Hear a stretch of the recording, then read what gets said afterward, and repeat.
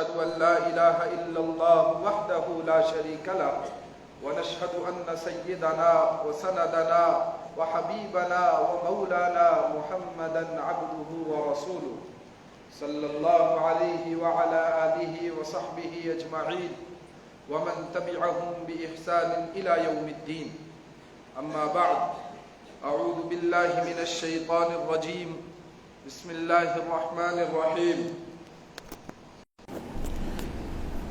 إن الذين آمنوا وهاجروا وجاهدوا في سبيل الله والذين آووا ونصروا أولئك بعضهم أولياء بعض.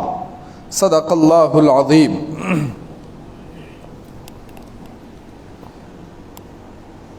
آپ صلی اللہ علیہ وسلم نے اس دنیا کے اندر تشریف لانے کے بعد انسانیت کے اوپر محنت کی اور انسانیت کے دل مخلوق سے کاٹ کر خالق سے جوڑے. جو لوگ جگہ جگہ جڑے ہوئے تھے، در در کی ٹھوکریں کھا رہے تھے، کبھی کہیں سر جھکا رہے تھے، کبھی کہیں سر جھکا رہے تھے، ان کا ماتھا اللہ کے سامنے جھکایا اور لوگوں کو دعوت دی. حبیب کبریا صلی اللہ علیہ وسلم کوہ صفا کے اوپر کھڑے ہوئے اور آپ صلی اللہ علیہ وسلم نے اعلان فرمایا، پورے مکہ کو اکٹھا کروایا اور فرمایا کہ لوگو، تم مجھے کیا سمجھتے ہو؟ اگر میں کوئی بات کہوں تو کیا تم اس کی تصدیق کرو گے؟ کیا تم اس کو سچ مانو گے؟ سب نے کہا جربناک غیر مرہ ما وجدنا فیک الا صدقا. ہم نے آپ کا بہت تجربہ کیا، آپ کے پاس امانتیں بھی رکھی، آپ کو حکم بنا کر کے بھی دیکھا. جربناک غیر مرہ، کئی مرتبہ آپ کا تجربہ کیا. ما وجدنا فیک الا صدقا، ہم نے آپ کو سچا ہی پایا. آپ نے فرمایا جب آپ مجھے سچا کہہ رہے ہیں، سچا مان رہے ہیں، تو پھر سنو، میں ایک اور سچی بات کہتا ہوں. قولوا لا الہ الا اللہ تفلحوا، کہو لا الہ الا اللہ، کامیاب ہو جاؤ گے. یہ کامیابی کی ضامن ہے، کامیابی کی کنجی ہے. اس کے ذریعے سے کامیابی کے تالے کھلیں گے، روشنی ہموار ہوگی اور اندھیرا ختم ہوگا. لا الہ الا اللہ، یہ کہو کہ ہم اللہ کی عبادت کرتے ہیں، در در پر نہیں سر جھکاتے، اپنی پیشانی ایک رب کے سامنے جھکاتے ہیں. تفلحوا، تم کامیاب ہو جاؤ گے. تمہاری کامیابی اسی میں مضمر ہے، اسی میں پوشیدہ ہے، اسی میں چھپی ہوئی ہے کہ تم ایک خدا کو مان لو. لیکن جب یہ اعلان ہوا تو ایک کشمکش شروع ہو گئی، ایک کھینچا تانی شروع ہو گئی. کچھ لوگوں نے مانا، کچھ نے نہیں مانا، اور جنہوں نے نہیں مانا وہ یہ اس وجہ سے نہیں مان رہے تھے کہ ان کو حقیقت کا علم نہیں تھا، ان کو پتہ نہیں تھا کہ سچ کیا ہے اور جھوٹ کیا ہے، بلکہ ان کو پتہ تھا یہی بات سچ ہے. لیکن وہ کیوں نہیں مان رہے تھے؟ اس لیے نہیں مان رہے تھے کہ پھر ان کی چودراہٹ ختم ہو جائے گی، پھر ان کو بڑا کون مانے گا؟ پھر تو حبیب کبریا صلی اللہ علیہ وسلم کے قدموں میں آنا پڑے گا. لیکن جن نفوس قدسیہ نے، جن پاکیزہ دلوں نے اس دعوت کو قبول کیا، اللہ رب العزت نے ان کے اوپر انعامات کی بارش کی اور ظاہری طور پر دنیا کے اندر ان کو آزمایا گیا، ان کو جھٹکے لگے، ان کو ہلکی پریشانیاں آئیں، کچھ مصیبتیں آئیں، لیکن وہ اس کے اندر ڈٹ کر کے کھڑے رہے. وہ صحابہ کرام کی مقدس اور مطہر اور منزہ جماعت ہے. اور میرا ارادہ آپ حضرات کے سامنے آج انہی مقدس ہستیوں کا کچھ تذکرہ کرنے کا ہے. صحابہ کرام رضوان اللہ تعالی علیہم اجمعین کی جماعت کا تذکرہ کرنا ضروری کیوں ہے؟ کیا ان کے بغیر دین نہیں چل سکتا؟ ان کے بغیر ہم کامل ایمان والے نہیں ہو سکتے؟ فرمایا نہیں ہو سکتے، اس لیے کہ صحابہ کرام کی وہ ایک مقدس جماعت ہے جس نے دین کو مجھ تک اور آپ تک پہنچایا. وہ میرے اور آپ کے حبیب کبریا صلی اللہ علیہ وسلم کے درمیان واسطہ بن گئے. صحابہ کرام نے سارا کا سارا دین آپ صلی اللہ علیہ وسلم سے سیکھا، آگے امت تک پہنچانے کا کام کیا. اللہ نے حکم دیا اقیم الصلاۃ، نماز پڑھو. آپ علیہ الصلاۃ والسلام نے اس کا طریقہ سکھلایا. صحابہ کرام نے وہ نماز پڑھ کے مجھے اور آپ کو دکھائی. ہم تب تو نماز پڑھ رہے ہیں، قرآن پاک اللہ نے اپنے حبیب صلی اللہ علیہ وسلم پر نازل کیا، لیکن اس کو پڑھ کر کے، اس کو یاد کر کے آگے امت تک پہنچانے کا کام صحابہ کرام کی جماعت نے کیا۔ فَإِنْ آمَنُوا بِمِثْلِ مَا آمَنْتُمْ بِهِ فَقَدِ اهْتَدَوْا، اور ایک معیار متعین ہو گیا کہ آج کے بعد قیامت کی صبح تک اگر کوئی کہتا ہے کہ میں ایمان والا ہوں، اگر کوئی کہتا ہے میں اپنے رب کا ماننے والا ہوں، میں اپنے رب کا برگزیدہ بندہ بننا چاہتا ہوں، تو اس کو ویسا ایمان لانا پڑے گا جیسا صحابہ کرام نے لایا تھا۔ فَإِنْ آمَنُوا بِمِثْلِ مَا آمَنْتُمْ بِهِ فَقَدِ اهْتَدَوْا، انہوں نے کیسا ایمان لایا تھا؟ آپ علیہ الصلاۃ والسلام سے ایک تاریخ لکھنے والے نے نقل کیا کہ جس طرح کی محبت اس جماعت نے اپنے نبی سے کر کے دکھائی، ویسی کسی نے اپنے قائد سے، اپنے لیڈر سے، اپنے رہنما سے کبھی کی ہی نہیں۔ یہ نفوس قدسیہ تھی، یہ پاکیزہ جماعت تھی۔ ایک صحابی صلی اللہ علیہ وسلم، آپ صلی اللہ علیہ وسلم کی مجلس میں ہیں، صحابی آپ کے پاس تشریف لائے، آپ صلی اللہ علیہ وسلم کے چہرے کے اوپر کچھ بھوک کے آثار رونما ہوئے، لگا کہ کچھ دنوں سے کھایا نہیں ہے، کچھ فاقے کے آثار نظر آئے۔ وہ صحابی اٹھے اور جا کر کے ایک یہودی کی نوکری کی، اس کی ملازمت کی، شام کا وقت تھا، اس کے پاس گئے، کہا میں رات کو تیرے باغ کو مجھے کوئی مزدوری دے دے۔ اس نے کہا ٹھیک ہے، میرے پاس ایک کام ہے، ذرا ہے مشکل۔ فرمایا کوئی نہیں، میں کر لوں گا۔ وہ گئے اس کے پاس، اس نے کہا کہ یہ میرا باغ ہے اور وہ دور چشمہ ہے، وہاں سے پانی بالٹی سے کھینچ کر کے یہاں تو نے ڈالنا ہے ان درختوں کو، ایک بالٹی ڈالے گا ایک کھجور ملے گی، ایک بالٹی ڈالے گا ایک کھجور ملے گی۔ اور گرمی کا موسم، شدید گرمی، البدایہ والنہایہ میں یہ واقعہ پورا تفصیل سے نقل ہوا، تاریخ کی مستند کتاب ہے۔ فرمایا کہ وہ ڈالنے لگے پانی، رات بھر ڈالتے رہے اور کھجوریں اکٹھی کرتے رہے، ان کی جھولی بھر گئی۔ وہ کھجوریں لے کر کے حبیب کبریا صلی اللہ علیہ وسلم کے پاس حاضر ہوئے۔ آپ صلی اللہ علیہ وسلم نے دیکھا، آپ نے پوچھا ماں کس چیز نے تجھے اس کے اوپر ابھارا کہ تم مشقت برداشت کرو رات بھر؟ رات کا آرام آپ نے قربان کیا اور پریشانی اٹھا کر کے یہ کھجوریں کما کر کے لائے۔ فرمایا حبک یا رسول اللہ وحب اللہ، اے اللہ کے نبی صلی اللہ علیہ وسلم، اللہ کی محبت نے اور آپ کی محبت نے مجھے اس کے اوپر مجبور کیا۔ یہ ان کے دلوں کی دنیا بدلی تھی۔ آپ صلی اللہ علیہ وسلم مکہ کے اندر ہیں، مکہ کی زندگی کیسی ہے آپ پڑھیں سیرت کی کتابوں کے اندر، صحابہ کرام کو پریشان کیا جا رہا ہے، عبادت تک نہیں کرنے دی جا رہی، لیکن کوئی ایک بھی صحابی ایسا نہیں بتایا جا سکتا جو واپس پلٹ گیا ہو، جس نے کہا یار چھوڑو کس پنگے میں پڑ گئے، کیا پریشانی اپنے سر لے لی، وہ ہم واپس چلتے ہیں، ہم نہیں اس دین کو مانیں گے۔ فرمایا ایک بھی ایسا بندہ نہیں ہے جس نے کلمہ پڑھا مرتے دم تک وہ اسی کے اوپر رہا۔ حضرت بلال رضی اللہ تعالیٰ عنہ کا تو مشہور واقعہ ہے، آپ سب حضرات کو یاد ہے، مکہ کی گلیوں کے اندر ایک غلام تھے، بکے ہوئے تھے، ان کو بوری کے اندر بند کر کے گھسیٹا جاتا تھا اور اوباش قسم کے لوگوں کو رسی دی جاتی، وہ ان کے گلے کے اندر ڈالتے اور مکہ کی گلیوں میں گھسیٹتے رہتے تھے، لیکن اس سب کے باوجود ان کی زبان پر ایک ہی بات ہوتی تھی، احد احد، ایک کو مان چکا ہوں، اب جب ایک کو مان لیا ہے اب کسی اور کو مان نہیں سکتا۔ اور حضرت عمار رضی اللہ تعالیٰ عنہ، ابن یاسر رضی اللہ تعالیٰ عنہ اور ان کی والدہ حضرت سمیہ رضی اللہ تعالیٰ عنہ، پورا خاندان ہی پریشانیوں کے اندر ہے، غریب ہیں، کوئی ان کا چارہ ساز نہیں ہے، کوئی ان کا ساتھ دینے والا نہیں ہے۔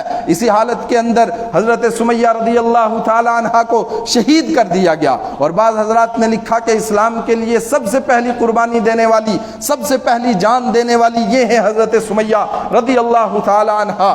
اور حضرت صہیب رضی اللہ تعالیٰ عنہ روم سے تشریف لائے ہیں، اتنے دور کا سفر کر کے مکہ کے اندر مزدوری کرتے ہیں، کام کاج کی تلاش میں آئے ہوئے ہیں، ان کو بھی ایمان نصیب ہوا۔ جب ایمان نصیب ہو گیا تو سب ان کے دشمن ہو گئے، سب ان کے پیچھے پڑ گئے، یہاں تک کہ آپ صلی اللہ علیہ وسلم کو ہجرت کا حکم ملا، اجازت مل گئی کہ آپ صحابہ کرام کو اجازت دے دیجئے گا، جو جانا چاہتا ہے چلا جائے ہجرت کر کے مدینہ کے اندر، اس لیے کہ مکہ کی زمین الارض بما رحبت وضاقت علیہم الارض بما رحبت، مکہ کی زمین بہت وسیع ہے، بہت کشادہ ہے، لیکن ایمان والوں کے لیے تنگ ہو چکی ہے، وہ چھوڑ کر جانا چاہیں تو جائیں۔ حضرت صہیب رضی اللہ تعالیٰ عنہ نے بھی ہجرت کا ارادہ کیا، مکہ چھوڑ کر نکل رہے ہیں، ان کے ساتھ ان کی اہلیہ بھی ہیں، ان کی گھر والی ہیں، مکہ کے اندر ان کی شادی ہوئی تھی، ان کے سسرال والے آ گئے، لڑکی کے مائکے والے آ گئے، کہا آپ جانا چاہیں تو چلے جائیں لیکن ہم اپنی بیٹی کو نہیں دیں گے، ہم ان کو اپنے پاس رکھیں گے،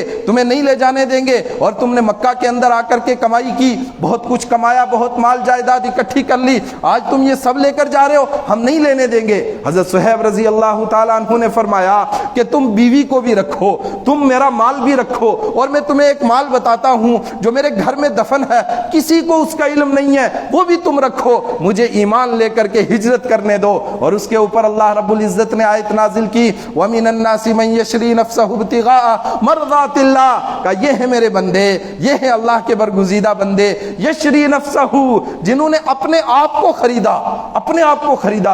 انسان کم سے کم اپنا تو مالک ہوتا ہے، فرمایا نہیں، یہ گویا اپنے بھی مالک نہیں ہیں، انہوں نے اپنا سب کچھ دے کر کے خود کو خریدا، ابتغاء مرضات اللہ، اللہ کی رضا کے لیے، اس لیے کہ ان کو یہاں سے بھاگنے بھی نہیں دیا جا رہا۔ مظلوم کا کم سے کم یہ حق تو ہوتا ہے، وہ کم سے کم رو سکتا ہے اور بھاگ تو سکتا ہے، لیکن فرمایا یہ اتنے مظلوم ہیں، ان کو بھاگنے بھی نہیں دیا جا رہا۔ ابتغاء مرضات اللہ، اللہ کی رضا کے لیے انہوں نے اپنا سب کچھ قربان کر دیا۔ اور ایک اور صحابی ہیں، ان کی اہلیہ اور ان کا چھوٹا سا ایک بچہ ہے، وہ ہجرت کرنے لگے، آگے دونوں طرف سے لوگ، مائکے والے آئے لڑکی کے، انہوں نے بیٹی کو لے لیا اپنی کو۔ آپ پڑھیں سیرت کی کتاب کے اندر یہ واقعات سب درج ہیں، اور ایمان تازہ ہو جاتا ہے کہ وہ کیا لوگ تھے۔ ایک بزرگ فرما رہے تھے، ایک عالم دین فرما رہے تھے کہ قیامت کے روز اگر اللہ رب العزت نے مجھے موقع دیا اور حضرت ابو بکر اور حضرت عمر رضی اللہ تعالی عنہم سے ملاقات ہوئی اور ان صحابہ کرام سے میری ملاقات ہوئی، تو میں ان سے پوچھوں گا کہ کس مٹی کے وہ لوگ بنے تھے کہ کسی بات پر وہ کوئی سمجھوتا ہی نہیں کرتے تھے، کسی بات پر نہیں۔ حضرت عمر رضی اللہ تعالیٰ عنہ مدینہ کے اندر ہیں، یہودی آئے کچھ، فرمایا کہ ہمیں اے عمر ہمیں تم سے بڑی محبت ہے، وہ دھوکہ دینے لگے، ہم محبت کا اظہار کریں گے، ہو سکتا ہے پگھل جائے ہمارے ساتھ آ جائے، کہا ہمیں تم سے بہت محبت ہے۔ حضرت عمر رضی اللہ تعالیٰ عنہ نے اپنے جلال کے ساتھ فرمایا، او اللہ کے دشمنوں مجھے تم سے شدید نفرت ہے، مجھے تم سے کوئی محبت نہیں ہے۔ اور وہ تین صحابہ کرام جو ایک غزوے کے اندر پیچھے رہ گئے تھے، یہودی ان کے پاس آئے، اور ان میں سے ایک صحابی فرماتے ہیں کہ میرا تو رو رو کر کے پہلے ہی برا حال تھا کہ اللہ کے نبی ناراض ہیں اور اللہ رب العزت ہم سے راضی نہیں ہے، جب یہ یہودی آئے تو میں تو پریشان ہو گیا، میرے جسم کے بال کھڑے ہو گئے کہ اب تو ایمان کا مسئلہ آ گیا ہے، اور یہ کم وقت یہودی اب میرے ایمان کے اوپر ڈاکہ ڈالنے کے لیے آ گئے ہیں، اس لیے کہ چند روز کے لیے میں حبیب کبریا صلی اللہ علیہ وسلم سے جدا ہوں، بائیکاٹ ہے۔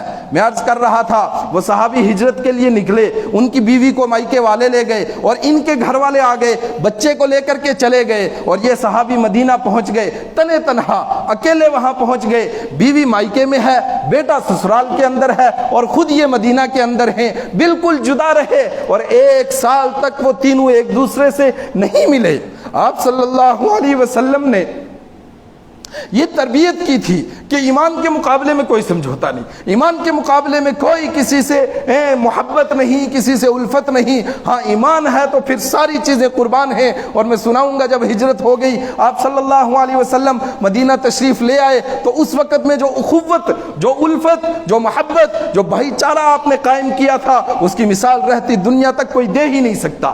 یہ صحابی مدینہ کے اندر ہیں، ان کی اہلیہ اپنے مائکے کے اندر ہیں، اور بیٹا ان کے گھر میں ماں باپ کے پاس ہے، یعنی بیوی کے سسرال کے اندر ہے، تینوں جدا ہیں۔ وہ فرماتی ہیں کہ میں پورے 1 سال تک اس پتھر پر جا کر کے بیٹھتی رہی جہاں سے آخری موقع پر میری اور میرے شوہر کی ملاقات ہوئی تھی، جہاں سے وہ جدا ہوئے تھے، وہ مدینہ چلے گئے تھے، وہاں جا کر کے بیٹھتی رہی اور روتی رہی۔ اور فرمایا 1 سال کے بعد کچھ ترس آیا گھر والوں کو، انہوں نے مجھے اور میرے بیٹے کو روانہ کیا، لیکن ظلم اتنا کہ کوئی ساتھ جانے کے لیے تیار نہیں ہے، کوئی نہیں۔ کہ میرے دیور تیار ہوئے، لیکن مکہ کے بڑے لیڈروں نے، بڑے وڈیروں نے کہا اچھا تو اب مدینہ جائے گا اس کو چھوڑنے کے لیے؟ کہ وہ بھی سائیڈ ہو گئے، اور میں اکیلی تنے تنہا نکلی گھر سے، اپنے بچے کو ساتھ لے کر کے، چھوٹا بچہ ہے اس کو ساتھ لے کر کے چل پڑی مدینے۔ راستے میں ایک صحابی مل گئے، انہوں نے پوچھا کہاں جا رہی ہو؟ کہا مدینہ جا رہی ہوں۔ فرمایا وہ انسان اتنا نیک بخت انسان تھا کہ 500 کلومیٹر کا اس نے سفر کیا میرے ساتھ، ایک نگاہ اٹھا کر کے بھی میری طرف طرف نہیں دیکھا. وہ سفر کرتا اور میری اونٹ کو بٹھاتا اور مجھے اس کے اوپر سوار کراتا, آگے لگام پکڑ کے چل پڑتا. پھر جب اترنے کا موقع آتا اونٹ بٹھاتا اور دور چلا جاتا, کہیں چھپ جاتا. وہ میرے اوپر نظر بھی نہیں ڈال رہا تھا. اور یہ جو ایمان والی بیٹی گھر سے اکیلی نکلی تھی, قربانی دے کر کے اللہ نے اس کا انتظام کیا اور وہ مدینہ پہنچ گئی. اس طرح سے یہ صحابہ کرام کی ایک جماعت تیار ہوئی تھی. اور میں عرض کر رہا تھا کہ مدینہ کے اندر آپ صلی اللہ علیہ وسلم جب خود ہجرت کر کے تشریف لے گئے, اور ہجرت کا بھی عجیب دل سوز واقعہ ہے. آپ صلی اللہ علیہ وسلم کو وہ رب جو راتوں رات, بلکہ راتوں رات نہیں سیکنڈوں کے اندر, بلکہ وقت رک ہی گیا. حضرت عطا اللہ شاہ بخاری رحمۃ اللہ علیہ کی زبان کے اندر وہ فرماتے ہیں ٹریفک جام ہو گیا, پوری دنیا رک گئی, حرکت نہیں کر رہی ہے, وہ کنڈی اسی طرح بجتی رہی. آپ صلی اللہ علیہ وسلم ساتوں آسمانوں کی سیر کر کے واپس آ گئے. آج ہجرت کے موقع پر آپ صلی اللہ علیہ وسلم گھر سے نکل رہے ہیں. اذ یمکر بک الذین کفروا لیثبتوک او یقتلوک او یخرجوک ویمکرون ویمکر اللہ. یہ مکہ کے سارے لوگ اکٹھے ہوئے ہیں, آپ کے خلاف سازشیں کر رہے ہیں, آپ کو قتل کر دینا چاہتے ہیں. آپ گھر سے باہر نکلے سورہ یاسین کی تلاوت کرتے ہوئے, وجعلنا من بین ایدیہم سدا ومن خلفہم سدا فاغشیناہم فہم لا یبصرون. یہ آیت پڑھ کر کے سب کی طرف ایک ریت کی مٹھی اٹھا کر کے پھینکی, شاہت الوجوہ, سب کی آنکھوں میں گئی, وہ آنکھیں ملتے رہے, آپ بیچ میں سے نکل گئے. حضرت ابو بکر صدیق رضی اللہ تعالیٰ عنہ کو ساتھ لیا اور غار ثور میں جا کر کے 3 دن پناہ لی. وہاں جا کر کے روپوش ہوئے, وہاں جا کر کے پناہ لی, کہا 3 دن رک کر کے نکلیں گے تاکہ مکہ کے لوگ ڈھونڈ ڈھونڈ کر کے تھک جائیں اور ہمارا پیچھا کرنا چھوڑ دیں. ابو بکر صدیق رضی اللہ تعالیٰ عنہ آپ صلی اللہ علیہ وسلم کے ساتھ غار ثور کی طرف چڑھ رہے ہیں, اور وہ بالکل کھڑی چڑھائی ہے. آج 1400 سال کے بعد بھی وہ پہاڑی اسی طرح ہے. آپ دیکھیں کس قربانی سے وہ اوپر چڑھے ہوں گے. حضرت ابو بکر رضی اللہ تعالیٰ عنہ البدایہ والنہایہ میں ہے یہ بھی, کبھی آپ کے آگے آ جاتے ہیں, کبھی پیچھے آ جاتے ہیں, کبھی دائیں کبھی بائیں, ہر طرف سے آپ کا حصار کر رہے ہیں, آپ کو سیکیورٹی فراہم کر رہے ہیں. آپ پوچھتے ہیں کہ یا ابا بکر ما اصابک, آپ کو کیا ہوا؟ کبھی آپ دائیں آتے ہیں, کبھی بائیں, کبھی آگے کبھی پیچھے.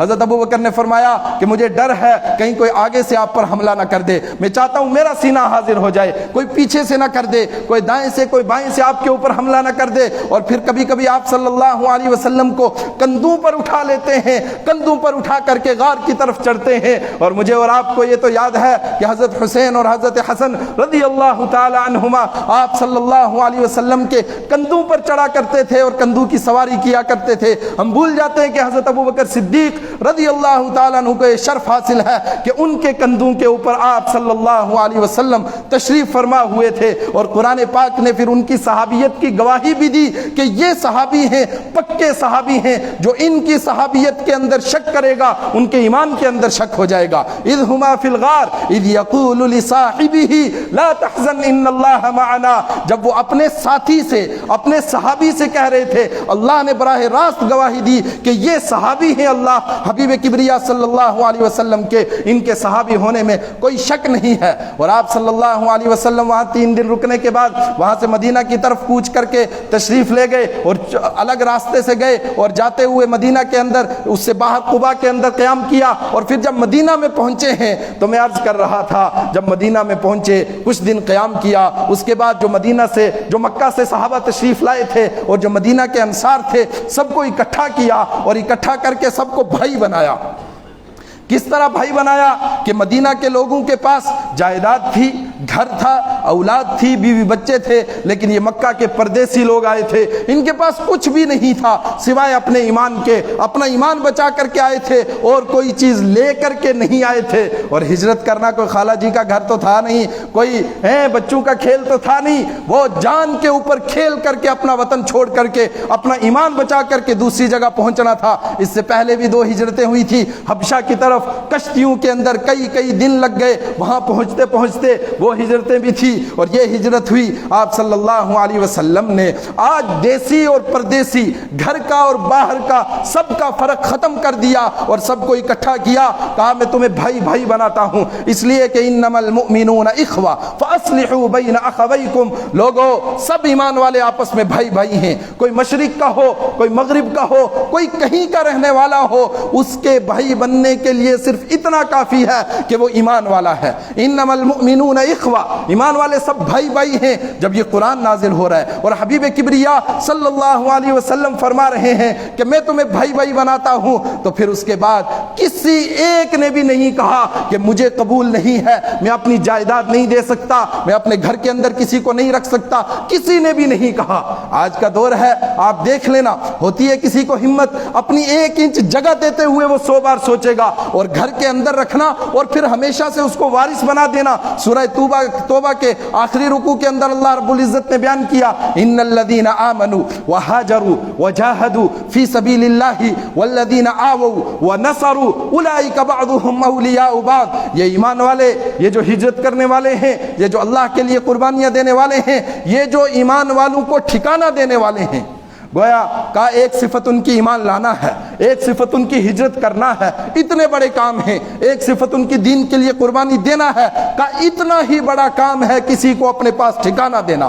سیم بالکل، آمنوا وہاجروا وجاہدوا والذین آووا ونصروا، جنہوں نے ٹھکانہ دیا، جنہوں نے ایمان والوں کی مدد کی۔ کوئی 1 انچ دینے کے لیے تیار نہیں ہوتا ہے، تیار ہونا تو دور کی بات، سوچتے دوسرے کی بھی میرے پاس آ جائے، کسی طرح میں ہڑپ کر لوں، چل تھوڑی اگیا کر لو جی، کچھ آ جائے اندر، فائدہ ہی ہو جائے گو، اپنوں فائدہ ہو جائے گو۔ فرمایا یہ ایمان والے کی نشانی نہیں ہے، فرمایا وہ قربان کرنے کے لیے تیار رہتا ہے۔ جب آپ صلی اللہ علیہ وسلم نے کہہ دیا، ان کی بات آخری بات ہے، اس کے بعد کوئی بات نہیں ہے۔ اور صحابہ کرام نے اس کے اوپر کس طرح عمل کر کے دکھایا۔ ایک ایک صحابی کھڑے ہوئے، جس کو بھائی بنایا تھا مکہ سے آنے والے صحابہ میں سے مہاجر نے اپنے ساتھ کھڑا کیا، کہا دیکھو بھائی یہ میری جگہ ہے، یہ میرا باغ ہے، یہ میرا کھیت ہے، آدھے کھیت تمہارے آدھے میرے، آدھا باغ تمہارا آدھا میرا، یہ میرا گھر ہے، 2 کمرے ہیں، 1 کمرہ تمہارا 1 میرا، 2 منزلیں ہیں، 1 منزل تمہاری 1 میری۔ اور اس سے بڑھ کر کے بعد صحابہ کرام نے تو یہاں تک کہہ دیا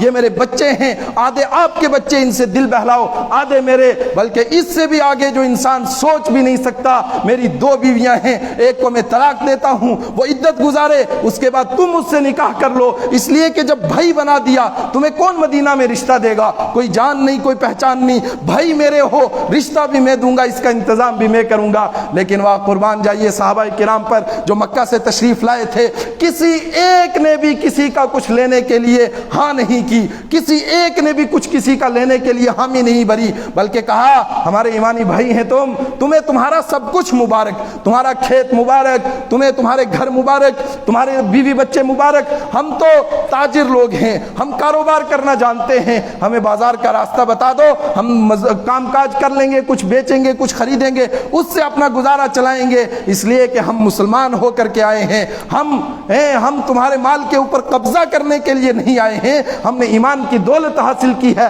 اور مکہ کے اندر تو اس سے زیادہ ہم چھوڑ کر کے آئے ہیں، ہمیں اس سب کی تما نہیں ہے۔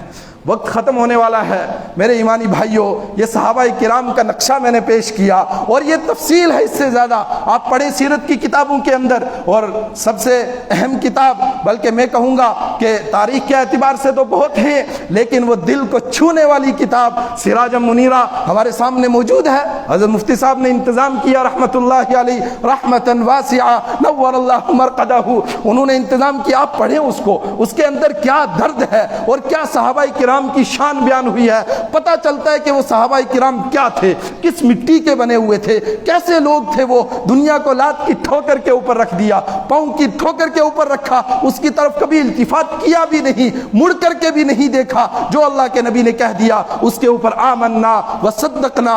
غزوہ تبوک کا موقع ہے، اتنا وقت نہیں ہے، آپ پڑھیں اس کتاب کے اندر سراج منیرہ کے اندر تفصیل سے آپ کو ملے گا، موقع ہے، آپ نے فرمایا کہ سب لے کر کے آؤ چندہ، ضرورت ہے، بہت دور کا سفر ہے، اور سفر بھی ایسا کٹھن ہے، اور وہاں سامنے بہت بڑی سپر پاور ہے، صحابہ کرام جمع کر کے لائے۔ حضرت ابوبکر صدیق رضی اللہ تعالیٰ عنہ گھر میں جھاڑو دے کر کے لے آئے، کچھ بھی نہیں پیچھے چھوڑا۔ حضرت ابوبکر، حضرت عمر رضی اللہ تعالیٰ عنہ نے آدھا مال لایا، حضرت عثمان غنی کئی اونٹ لاد کر کے لائے، عبد الرحمن ابن عوف نے کئی اونٹوں کا مال لایا، اور پھر وہی ایک صحابی بیچارے جن کے پاس کچھ نہیں تھا، انہوں نے ایک یہودی کی مزدوری کی، کچھ تھوڑی سی کھجوریں اکٹھی ہوئی وہ لے کر کے آئے، آپ کے قدموں میں رکھی. آپ نے فرمایا ان کھجوروں کو پورے ڈھیر کے اوپر پھیلا دو, اس کے ذریعے سے سارے مال میں برکت ہو جائے گی. اس لیے کہ اللہ کے ہاں کیفیت مطلوب ہے, کمیت مطلوب نہیں ہوتی ہے. اللہ کے کیفیت کی ویلیو ہے, اس کی قدر ہے, اس کی منزلت ہے. جب ابو بکر رضی اللہ تعالیٰ عنہ مال لے کر کے آئے, حضرت عمر بھی لائے, اور حضرت عمر بہت زیادہ لائے تھے, لیکن سارے مال کا آدھا لائے تھے. وہ سوچ رہے تھے آج میں حضرت عمر سے ابو بکر سے آگے بڑھ جاؤں گا. آپ صلی اللہ علیہ وسلم نے یہ نہیں پوچھا کہ کیا لائے ہو, پوچھا ابو بکر پیچھے کیا چھوڑا, عمر پیچھے کیا چھوڑا, اور حضرت ابو بکر نے فرمایا کچھ بھی نہیں چھوڑا, جو تھا سب لے کر کے آ گیا. حضرت عمر نے فرمایا آدھا چھوڑا ہے. آپ صلی اللہ علیہ وسلم ان کی طرف دیکھ کر مسکرائے, کہ ابو بکر سے آگے آپ نہیں بڑھ سکتے. اور قرآن نے ان کی تعریف کی, وَمَا لِأَحَدٍ عِنْدَهُ مِن نِعْمَةٍ تُجْزَى. ابو بکر کا بدلہ تو کوئی دے ہی نہیں سکتا ہے, اتنی اس کے لیے اس نے دین کے لیے قربانیاں دے دی ہیں.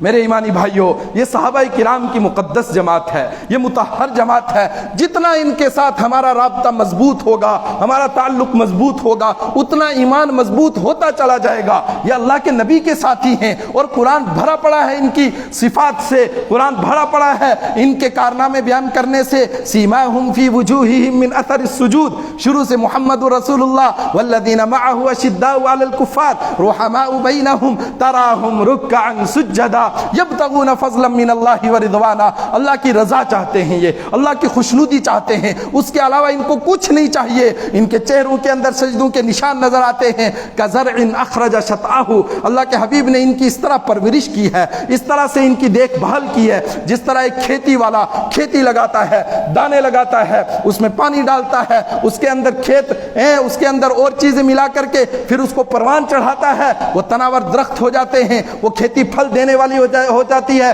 یعجب الزراع لیغیظ بہم الکفار, یعجب الزراع, اور کھیتی والا اس کو دیکھ کر کے خوش ہوتا ہے. حبیب کبریا صلی اللہ علیہ وسلم نے بھی اسی طرح سے ان کے دل کے اندر ایمان کا پودا لگایا, پھر اس کو پانی دیا, پھر اس کو تناور درخت بنایا, اور آج مضبوط ہو گیا. وہ پوری دنیا کے اندر ایمان کو پہنچانے کے لیے تیار ہو گئے. یعجب الزراع, آپ صلی اللہ علیہ وسلم ان کو دیکھ کر کے خوش ہوتے ہیں, اور ایمان والے ان کو دیکھ کر کے خوش ہوتے ہیں, ان کے تذکرے سن کر کے خوش ہوتے ہیں. گویا جس کا دل ان کا ذکر سن کر کے خوش ہو وہ ایمان والا ہے, اور ایمان کی یہ علامت ہے. لیکن لیغیظ بہم الکفار, جس کے دل کے اندر کچھ شک ہو, وہ ان کے تذکرے سن کر کے غصہ ہوتا ہے, وہ باتیں اچھالنے کی کوشش کرتا ہے, جس سے پتہ چلے صحابہ کرام ہمارے لیے کوئی معیار نہیں. حالانکہ قرآن کہہ رہا فَإِنْ آمَنُوا بِمِثْلِ مَا آمَنْتُمْ بِهِ فَقَدِ اهْتَدَوْا, یہی معیار ہے, اس کے علاوہ کون معیار ہوگا؟ کس کو دیکھ کر کے ہم عمل کریں گے؟ کس کی زندگی ہمارے سامنے ہوگی؟ کس کے ذریعے سے ہم موٹیویٹ ہوں گے کہ ایمان پر کس طرح ثابت قدم رہا جاتا ہے؟ لیکن انسانوں کو شک میں مبتلا کیا جاتا ہے, ایمان والوں کو شک کے اندر ڈالا جاتا ہے کہ صحابہ کرام کے تو آپسی جھگڑے تھے, ان کے اختلافات تھے, یہ تھا وہ تھا. میں آخری بات کہہ کر کے بات کو ختم کروں. ایک بادشاہ کے دو بیٹے ہوں, اور وہ شہزادے وہ آپس میں کسی بات کے اوپر لڑ جائیں, جھگڑ جائیں, کوئی ان کی بات ہو جائے, بادشاہ کو تو حق پہنچتا ہے کہ ان کو کچھ کہے, لیکن کسی خاک روب کو, کسی بادشاہ کے محل کے باہر جانے والی گندی گلی کے اس نکڑ کو صاف کرنے والے کو یہ کوئی حق نہیں پہنچتا کہ وہ بادشاہ کے بیٹوں کے اوپر کیچڑ اچھائے. مجھے اور آپ کو یہ حق نہیں پہنچتا کہ ہم صحابہ کرام پر لعن طعن کریں, نعوذ باللہ, ان کے بارے میں کوئی کمی نکالیں. جو بندہ یہ کرتا ہے سمجھو وہ دین کا کام نہیں کر رہا ہے, وہ اپنی سیاست چمکا رہا ہے. اس کے کچھ بھی مقاصد ہو سکتے ہیں, دین مقصد نہیں ہو سکتا. جس کا مقصد دین ہوگا وہ صحابہ کے گرد حصار کو مضبوط کرے گا. اللہ رب العزت مجھے بھی سمجھ نصیب فرمائے, آپ کو بھی سمجھ نصیب فرمائے. سبحان اللہ و بحمدہ.